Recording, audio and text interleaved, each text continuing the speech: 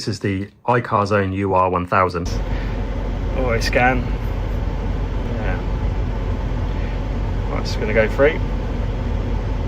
And pretty much any car you ever scan, you're going to find faults, even if you think it hasn't got any lights on the dash or any actual issues.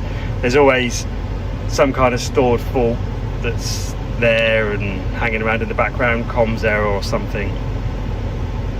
So we'll go through the actual faults in a second. But as you can see, it's picked up quite a few of the units on this car. We'll have a check in a minute how many. It's done reasonably well. We're still only 60% through. It's always a good sign. A lot of these units will tell you they support multiple systems, but that support is obviously very subjective to the make and model of vehicle that it's connected to and year. So it's good support for this vehicle.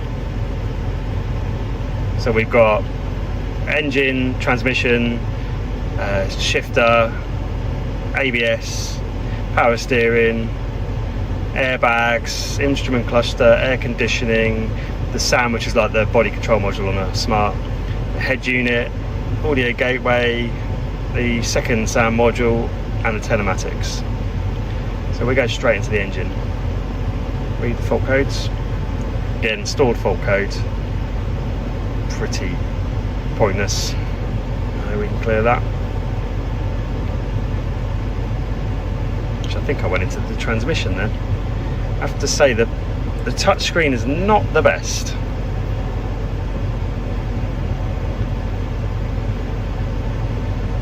Okay, another stored fault. We'll clear that.